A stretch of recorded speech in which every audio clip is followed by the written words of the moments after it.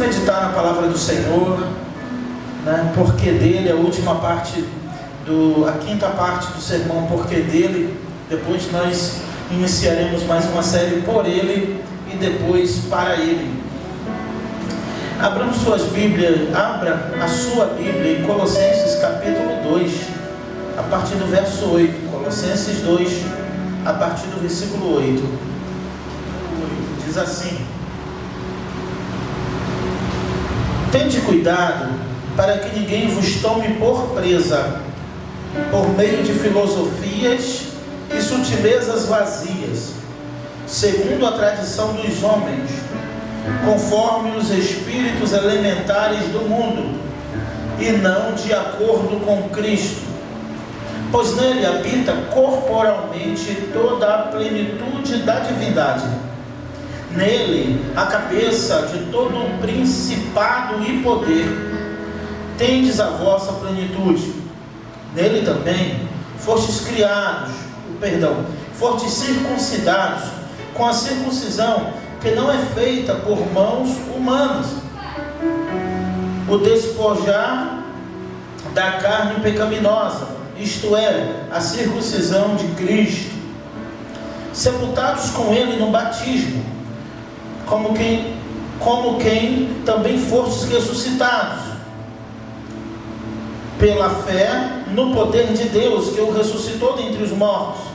E a vós, quando ainda estáveis mortos nos vossos pecados e na incircuncisão da vossa carne, Deus vos deu vida juntamente com ele, perdoando todos os nossos pecados.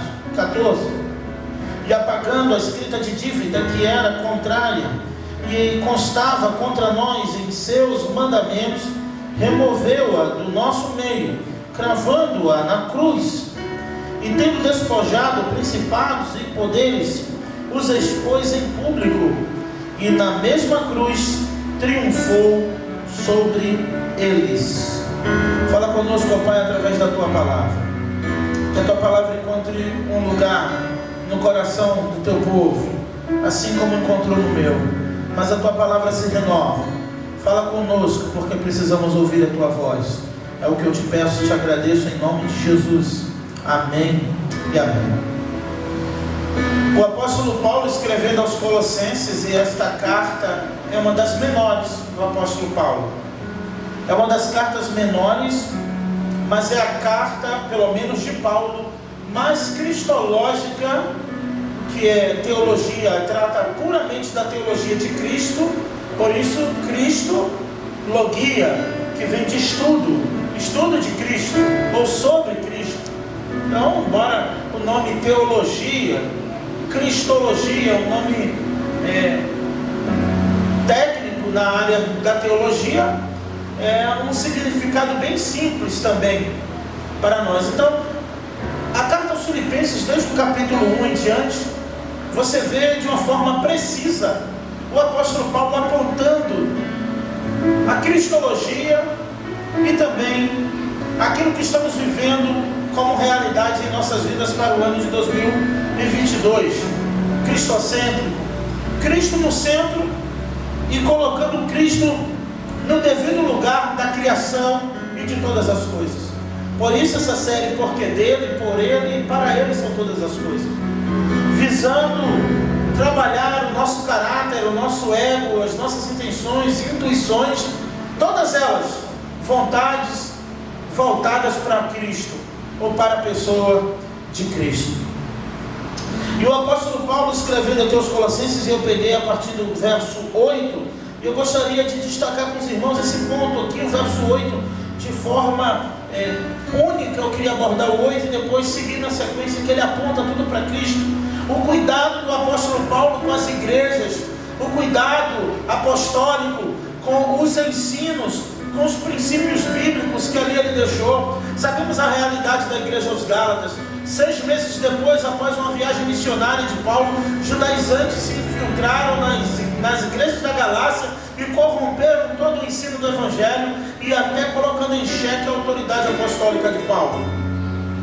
E o apóstolo Paulo não gosta muito da ideia e fica admirado e perplexo que tão depressa eles abandonaram o evangelho que foi pregado, e Paulo diz de forma veemente que se alguém vos pregar um outro evangelho, se alguém vos ensinar qualquer outra coisa além daquela que eu vos ensinei, até mesmo se um anjo vos ensinar outro evangelho, se aparecer um anjo ensinando algo diferente daquilo que eu ensinei, seja maldito, seja anátema, de tanta convicção daquilo que ele ensinou, como ele vai dizer em outros momentos, o que eu recebi do Senhor, o que eu vos entreguei. A fidelidade do ensino da pessoa de Cristo. É interessante ressaltar que nessa época, e de modo geral, e no primeiro século, vamos dizer, depois de Cristo, as igrejas enfrentaram grandes influências, não só a igreja, a sociedade em si, de filósofos, pensadores, de homens intelectuais, de homens que resolviam os problemas com a razão e que, de tanto pensar, colocavam dúvidas na mente dos cristãos. Crer também é pensar, mas cuidado, porque se pensar demais, você chega até a duvidar, e aí na dúvida perdemos a bênção, perdemos o milagre. Quem disse foi Jesus, que se tu duvidar no teu coração, já não vai acontecer, mas se tu crer e não duvidar, ainda que a tua fé seja do tamanho de uma semente de mostarda, você transportaria os montes. Jesus disse: se tu creres e não duvidar. E é nesse ponto que eu gostaria de destacar o apóstolo Paulo dizendo aqui aos Colossenses. Olha comigo o verso 8, o primeiro versículo da exposição. Tenham cuidado para que ninguém engane vocês, para que ninguém tome vocês por presa. Justamente isso, porque os pensadores, os intelectuais tinham esse poder intelectual de alienar os irmãos, porque a fé, e até hoje, em alguns lugares, parece que, ou foi incutida essa cultura de que a fé é para aqueles ignorantes, para pessoas da classe baixa, da periferia. Então, o cristão ele é ignorante, é visto como ignorante pelos intelectuais, pelos países de primeiro mundo. Justamente por quê, irmãos? Porque ele não precisa pensar, ele só precisa crer. E ele já está precisando, então ele crê de qualquer jeito. Tanto que quando se monta uma estratégia de evangelismo, uma estratégia missionária, qual o primeiro alvo? A comunidade carente. Que precisa, claro. Mas a realidade, pelo menos aqui do Rio de Janeiro, você roda Botafogo, você roda alguns bairros da Zona Sul, e o interessante é que você não vê uma igreja em cada esquina. Você não vê, porque a ideia é de que aquele povo não precisa. E nós temos que ter esse cuidado, e o apóstolo Paulo dizendo para eles, e eu queria trabalhar essa questão aqui com vocês, do tenham cuidado, ou tenham cuidado. Como Paulo, o apóstolo do Senhor, que viu o Senhor cair do cavalo, teve aquela experiência maravilhosa. O próprio Jesus, o Filho de Deus, ensinando os discípulos, ele vai dizer: cuidado com o fermento dos fariseus, acautelai-vos dos vossos ensinos, cuidado. O apóstolo Paulo escrevendo em várias cartas, os apóstolos do Senhor, os discípulos que escreveram, Judas escreve para ter esse cuidado, Pedro, Tiago, todos, Jesus falou muito sobre isso. O apóstolo Paulo também, mostrando que a sua autoridade apostólica, a sua autoridade ministerial, até mesmo o chamado que recebeu do Senhor, não era suficiente para confirmar a palavra no coração dos irmãos. Porque, bem na verdade, é assim. Eu falando com um jovem pastor um dia desse, jovem como eu, e nós estávamos falando de algumas experiências, e eu falei: olha, não adianta, nós vamos ficar 10 anos numa igreja, 20 anos ensinando algo, e até enquanto estivermos ali, pode ser que as coisas caminhem, mas se mudar a liderança, se mudar o pastor, e ele entende que agora a parede tem que ser rosa, vai ter gente que vai concordar e a parede vai ser rosa. Se ele acreditar que não tem que ter tal ensino, que tem que ser outro, vão concordar. Então, o nosso trabalho é só pregar, ensinar a palavra do Senhor e fazer como Paulo lá nos Efésios. aos Efésios não, Paulo em Mileto, Atos 20, Paulo em Atos 20, 17, manda chamar todos os presbíteros que estão em Éfeso. Então, de Mileto, ele manda chamar os presbíteros que estão em Éfeso. Eles chegam e o apóstolo Paulo vai dizendo para eles: olha, eu estou aqui diante de vós, vocês não vão mais ver o meu rosto, mas eu estou com as mãos limpas do sangue de vocês, porque eu não deixei de vos ensinar nenhum dos preceitos de Deus. E o apóstolo Paulo vai dizendo: vocês viram o meu exemplo, a minha vida, tanto no templo quanto de casa em casa, aquele texto maravilhoso de Atos 20 a partir do 17. Mas Paulo orienta eles: mas saibam de uma coisa, que depois da minha partida surgirão lobos em vosso meio, que não pouparão o rebanho. Paulo, escrevendo a Tito, manda escolher presbíteros, homens que fossem bons de Bíblia. Está lá no capítulo 1 da carta de Paulo a Tito: eu te deixei Creta para constituir os presbíteros de cidade em cidade, como te ordenei, e que ele seja assim, assim, assim. E no final Paulo vai dizer: e que ele tenha um conhecimento da sã doutrina, a ponto de convencer os seus opositores, principalmente os da circuncisão, porque é necessário fazê-los calar. Eles gastaram mais tempo na apologética do que na própria evangelização. Eles gastavam mais tempo. Olhem as cartas de Tiago, de Pedro, observe a carta de Judas, observe o próprio Jesus, mais numa defesa da fé do que de fato no avanço do evangelho, que tinha que fazer, que era natural fazer, que foram chamados para fazer. Mas muito tempo e muitas coisas aqui em todo o Novo Testamento foram dedicados a preservar a fé, a defender a fé, a centralidade de Cristo, a primazia de Cristo. Afinal de contas, essas cartas foram escritas às igrejas. E aqui no verso 8 ainda, ele diz: tenham cuidado para que ninguém vos tome por presa. E ele diz o porquê. Olha aí comigo: por meio de filosofias e olha, sutilezas vazias. Perceberam que é na sutileza? Perceberam que essa sutileza e essas filosofias que ele vai tratar é tudo que vai de forma sutil, tirando Cristo do centro do nosso entendimento. Porque do centro da glória de Deus, do centro do universo, jamais homem algum será capaz de tirá-lo. Ele está sentado à direita de Deus. Mas da nossa mente, do nosso coração, do nosso entendimento, de forma sutil, Cristo vai perdendo a primazia na nossa vida. E as filosofias, as sutilezas, e hoje, em nosso tempo, eu diria ideologias. As ideologias, e todas elas de gêneros e de tantas outras coisas, têm tirado Cristo do centro. E chega a ser vergonhoso alguém que se diz cristão. E aí, como pastor, eu digo isso aqui para vocês: você precisa reavaliar sua conversão e ver se ainda dá tempo de pedir perdão a Deus. Porque é inadmissível um cristão levantar bandeiras de ideologias, seja ela quais forem, e não levantar a bandeira de Cristo.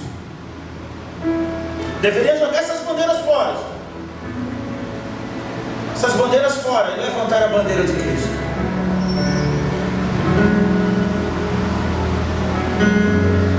E essa sutileza toma muitos por presa. E quando vejo, estão engoldados de uma forma que...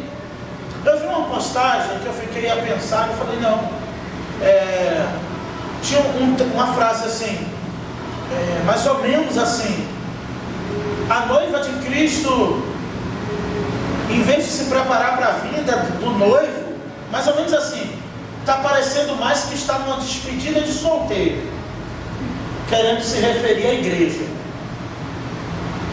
Parecia uma ideia boa, mas depois eu pensei: não, quem é noiva de Cristo mesmo não está em despedida de solteiro. Amém, irmãos?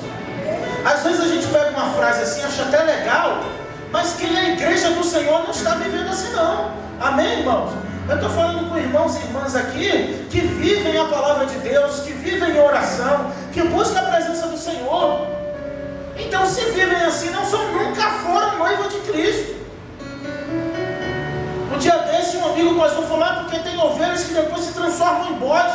Eu falei, não, nunca foram ovelhas, porque ovelha é ovelha e bode é bode, na linguagem que estávamos tratando. Eu quero dizer assim, irmãos, que quem o Senhor salvou, salvou. Quem o Senhor escolheu, escolheu. Mas quem não é, ou quem não será, na verdade, irmãos, é porque nunca foram. Viveram enganados, pensando que eram. Essa noite iremos falar sobre o sermão escatológico de Jesus. Imagine, e já visando esse momento que estamos vivendo aí de guerra da Rússia e Ucrânia, e afetando todo o mundo de uma certa forma. Então, irmãos, tente cuidado para que ninguém vos tome por presa. Mas eu estou gastando um tempo, investindo um tempo só no verso 8, para entendermos o porquê depois Paulo vem discorrendo e falando sobre Cristo, porque ele é corporalmente, nele habita toda a divindade. E Paulo enaltece, exalta a supremacia de Cristo, porque não tem filosofias vãs, não tem sutilezas que podem desentronizar Cristo. E nós devemos ter isso em nossa mente. Não pode, nada pode destronar, nada pode tirar Cristo do centro da minha e da sua vida.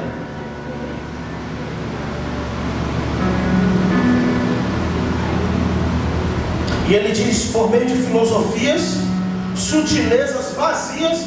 E aqui, irmãos, segundo a tradições, ainda no verso 8, segundo a tradição dos homens, conforme os espíritos elementares deste mundo, e não de acordo com Cristo. Pasme. Mas é uma verdade, é uma verdade que nos causa tristeza. É uma realidade que, na verdade, muito me entristece, como pastor, em ver o ensino, a palavra sendo pregada, ou pelo menos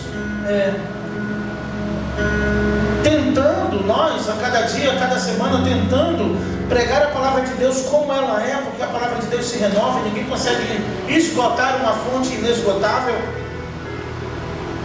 E chega a ser cansativo, chega a ser laborioso.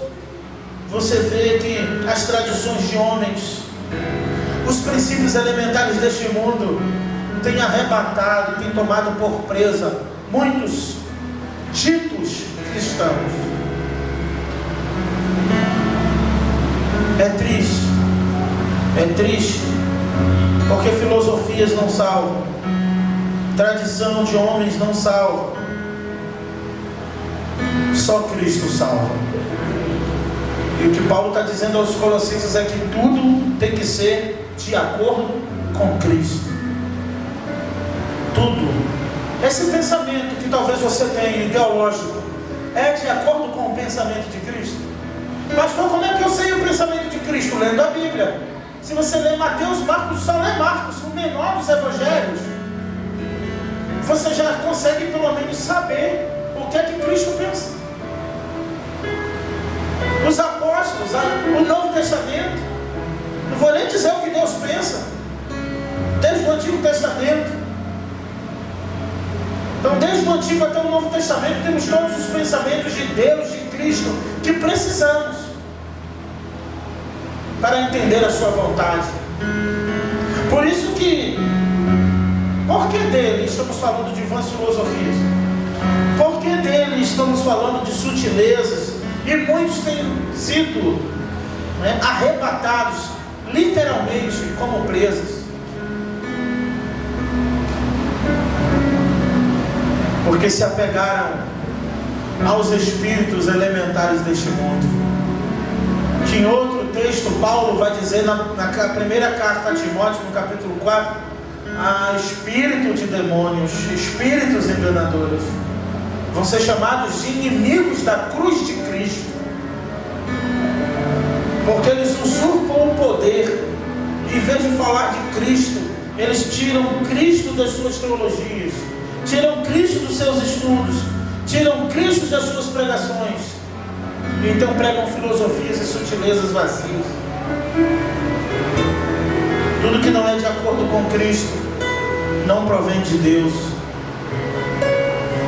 E aí ele avança, e eu vou ler com vocês de forma sequencial. Você vai observar quantas vezes nele, ele e por ele. Você vai observar Paulo em poucos versículos centralizando Cristo, desde o capítulo 1, só as vezes que ele fala nele e para ele, e apontando sempre para Cristo, são inúmeras vezes.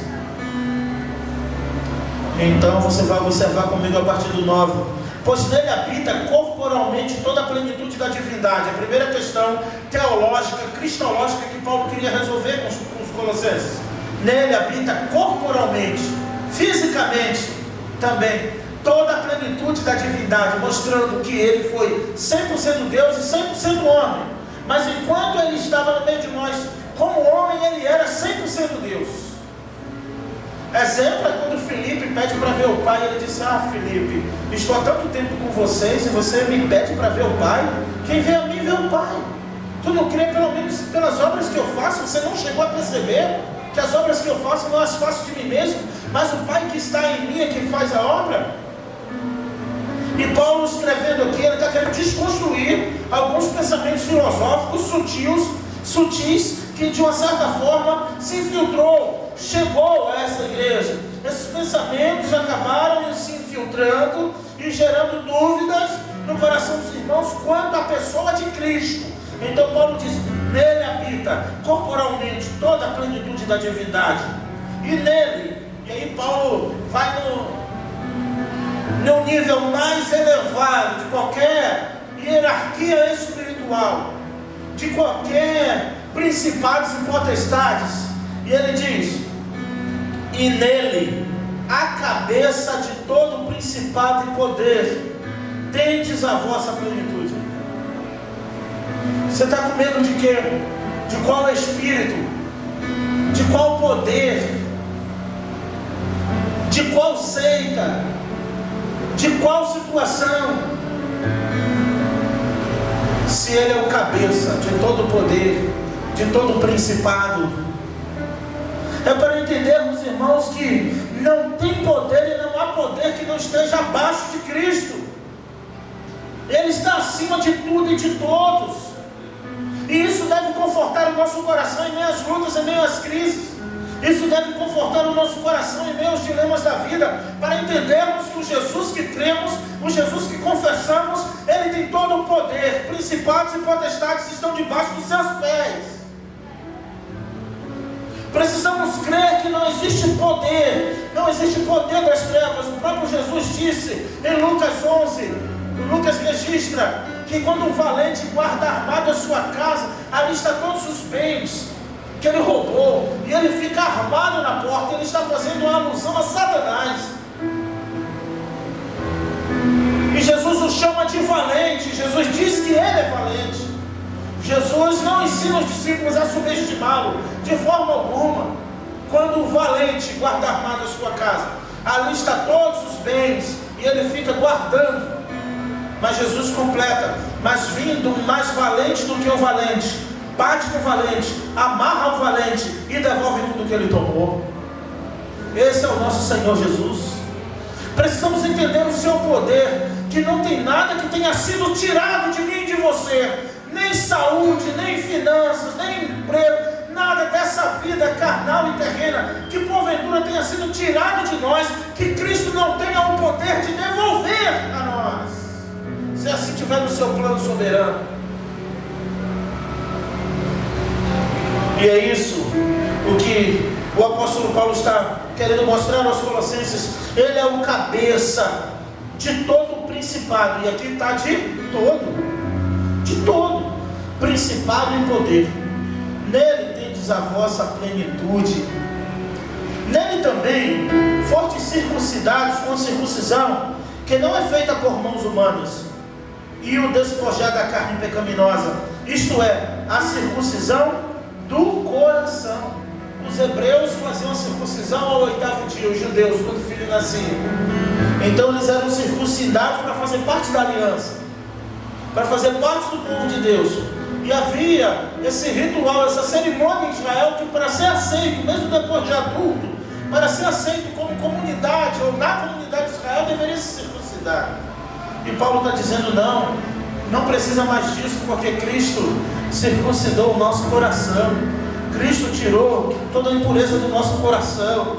Cristo, na verdade, que fez a circuncisão em nós. E aqui no 14 ele diz: nele também foram circuncidados. Nele quem? Em Cristo.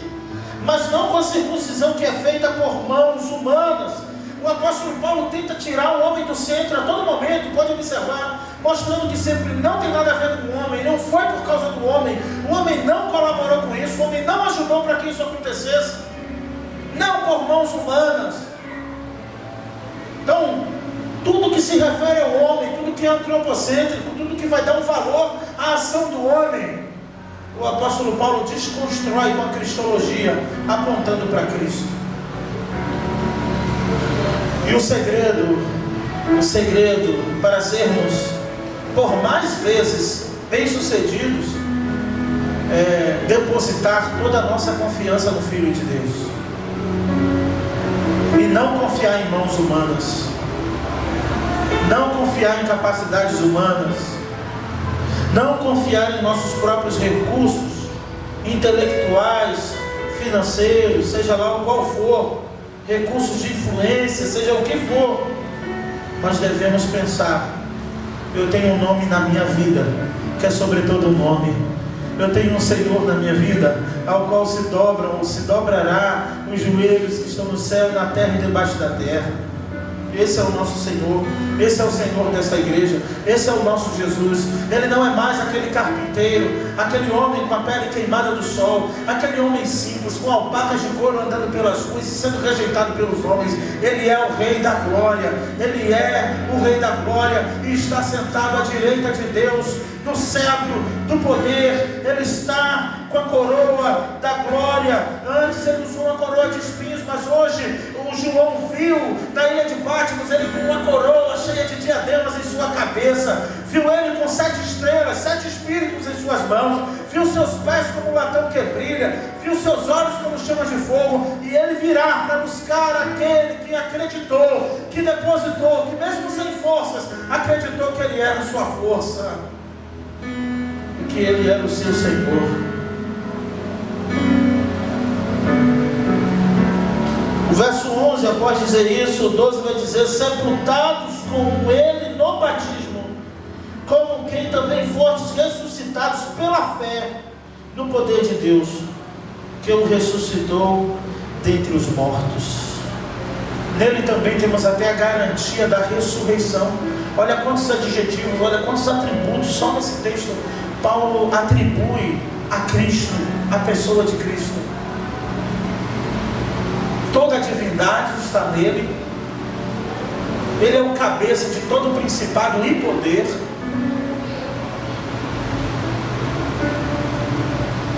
Nele também fomos circuncidados. Ele tem o poder de nos fazer parte de uma aliança, e o sangue, e fazer parte do sangue da nova aliança.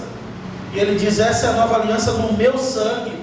Vocês agora podem fazer parte, e nós fazemos parte dessa nova aliança, porque Cristo morreu para que pudéssemos fazer parte dessa nova aliança. Essa aliança que nos protege da ira de Deus. Esta aliança e o momento e o porquê a Rússia está em guerra com a Ucrânia foi justamente para que a Ucrânia não entrasse na OTAN. E ela entrando na OTAN, ela seria fazendo, vamos pensar assim, na aliança da OTAN. Agora essa própria aliança, que tem vários países, iria lhe proteger da própria Rússia. Seriam praticamente blindados. E agora ele já está ameaçando 2 países que estão pensando e sinalizando em ajudar a Ucrânia em guerra. E ele está dizendo: nem pensem também em entrar na OTAN. O Vladimir Putin já está afirmando e ameaçando os outros 2 países: fiquem na de vocês. Se vocês ficarem ali, eu não mexo com vocês. Mas se tentarem entrar nessa aliança, eu vou acabar com vocês antes de entrar nela. É justamente o que Satanás faz, irmãos. Não estou dizendo que a Ucrânia é de Jesus e a Rússia, o Vladimir Putin também é, né? Claramente é, mas eu não estou fazendo uma alusão a ele. Eu estou querendo dizer que no mundo espiritual é assim também. Satanás não quer você em aliança nenhuma. Então, se você quer fazer parte da nova aliança, da aliança de Cristo, Ele vai fazer de tudo para te destruir antes de você fazer parte dessa aliança. Adivinha por que a novidade maravilhosa? É porque depois que você entra nessa nova aliança, quem te protege é o Senhor, que tem todo o poder. Quem te protege é o Senhor, que nele reside toda a divindade. Imagina você fazendo parte da aliança de Cristo. Imagina Ele circuncidando você. Aí eu te pergunto, quem intentará acusações contra os escolhidos de Deus? Imagina você fazendo parte da nova aliança e Satanás com seus demônios se levantando contra você, e o Rei da Glória, que esmagou a cabeça de Satanás, se colocando na sua frente dizendo: Ele é meu, Ele é minha, faz parte da nova aliança no meu sangue. Essa é a importância de fazer parte da aliança de Cristo. É porque quem está nessa aliança, e o chefe, o dono dessa aliança, é o Rei da Glória, ao qual os anjos, os seres viventes, os 24 anciões, todos os mártires que já morreram até hoje, estão aos seus pés do trono, dizendo: Santo, Santo é o Senhor dos Exércitos, e toda a terra está cheia da sua glória. Esse é o meu Jesus e o teu Jesus, amém? Então precisamos tomar posse disso e não deixar filosofias, não deixar sutilezas de entendimento roubar o poderio, a soberania de Cristo em nossas vidas. Não tem obra de feitiçaria, não tem obra em mata-virgem, não tem macumba, não tem magia negra, não tem voodoo, não tem enfermidade, não tem nada, irmãos, porque Ele tem todo o poder. Nele habita toda a divindade. Ele é o cabeça de todo o principado e potestade. Ele é o Rei da Glória, e é o meu Senhor e o teu Senhor e Salvador. Não temas, igreja, não temas. Toda vez que você sentir medo, sentir insegurança, se apegue à soberania de Cristo. Exercita a tua mente só em lembrar quem é esse Jesus que você tanto diz que é o teu Senhor. E como se não bastasse, além do poder, além de toda a soberania, Ele tem o poder da ressurreição. Ele tem o poder da ressurreição. Então a morte não tem mais o poder de matar um salvo em Cristo Jesus. A morte não pode matar um salvo em Cristo Jesus, porque Jesus disse: Eu sou a ressurreição e a vida, e aquele que crê em mim, ainda que esteja morto, viverá. Vamos para o 13. E vós, quando estáveis mortos nos vossos pecados e na rebeldia, na incircuncisão, quer dizer, fazendo fora da aliança, na incircuncisão da vossa carne, Deus vos deu vida juntamente com Ele, perdoando todos os vossos pecados e apagando o escrito de dívida que era contrária e que constava como contrária a nós. Em seu mandamento removeu-a do nosso meio, cravando-a na cruz. Então até a nossa dívida impagável é dele. E constava uma dívida contra Deus. A dívida sempre foi com Deus, sempre foi nos mandamentos de Deus. O homem sempre pecou contra Deus, sempre ofendeu a Deus e não a Satanás. Eu já dei esse exemplo. Às vezes a pessoa está no mundo, está aprontando, está fazendo, aí vem o irmão e diz: Satanás está furioso com a sua vida. Não está, não está, ele está satisfeito. Furioso ele está agora, de estarmos aqui adorando e glorificando o nome do Senhor. Furioso ele está sobre aqueles que professam que Jesus é o seu único Senhor e Salvador. Com esses ele está furioso. São esses que ele quer roubar, matar e destruir. São as famílias na presença do Senhor que ele quer destruir. Ele só quer. Mas lembre-se que você não faz parte da OTAN, você não faz parte da ONU, mas você faz parte da nova aliança em Cristo Jesus.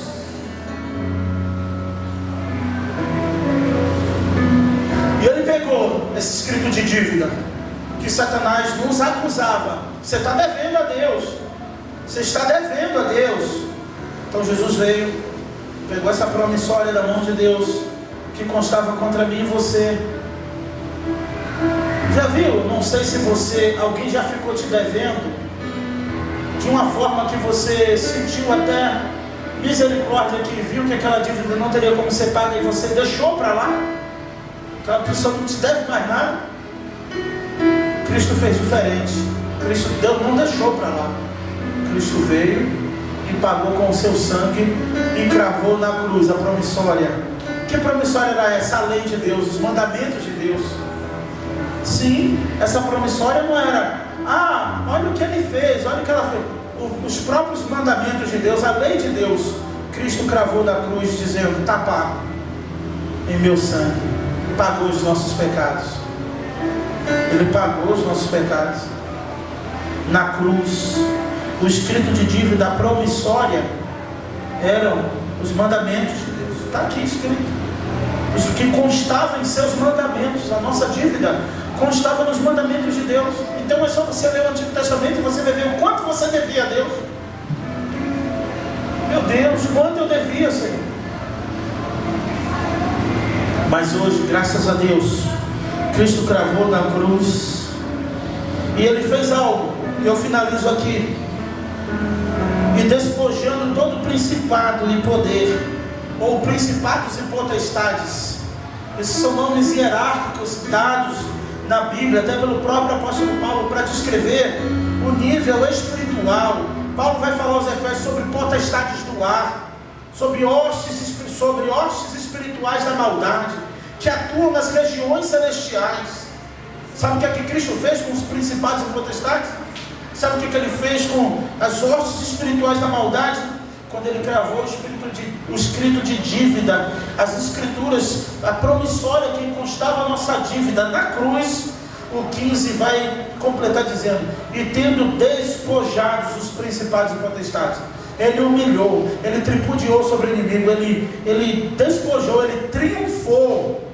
E triunfar é levar em guerra, quando vencia o inimigo, quando aquele rei, aquele imperador vencia o inimigo, ia arrastando eles até o centro da cidade, praça pública, para servir de vergonha, colocando ali debaixo dos seus pés em praça pública, humilhando-os, muitas vezes amarrados em carroças e arrastados, amarrados em cavalos e sendo arrastados em praça pública. Muitas vezes ali na praça, o imperador, o rei, colocava um pé sobre a cabeça daquele indivíduo vencido e terminava executando com a espada. E o que Paulo está dizendo no reino espiritual é que houve isso, com a sua ressurreição, com a plenitude do poder, com o escrito de dívida que constava contra nós. Quando Ele cravou na cruz, Ele despojou todo o principado e potestade, os expôs em público, e na mesma cruz triunfou sobre eles. Com a cruz, Jesus triunfou sobre os nossos inimigos, sobre o nosso arqui-inimigo, sobre o nosso rival, sobre o nosso adversário. Ele foi humilhado por Jesus. Ele foi humilhado por Jesus. Ele foi humilhado definitivamente e exposto à vergonha nas regiões celestiais, quando ao terceiro dia o Filho de Deus ressuscitou. Quando Jesus ressuscitou e deu a vitória ao povo de Deus. Esse é o teu Senhor, esse é o teu Salvador. É dele todo o poder, é dele todas as coisas. Tudo foi criado por Ele e para Ele. Que o Senhor conforte o teu coração, que o Senhor edifique a tua fé, e que você abra mão de todas as ideologias, filosofias baratas, sutilezas, tradição de homens. Desapega dessas coisas, porque não são de acordo com Cristo. Mas se apegue ao que é de acordo com Cristo, que é a sua palavra, as orações, a comunhão, o partir do pão, a adoração. Tudo isso é de acordo com Cristo, que é para glorificar o nome do Senhor, que é para exaltar o nome do nosso Deus. E como igreja do Senhor, quando nos reunirmos, temos que ter isso. Temos que ter isso em mente, que tudo foi por Ele, sobre Ele, nada sobre nós. E que Deus nos abençoe nessa manhã, que você possa ser ricamente abençoado com a palavra pregada em nome de Jesus.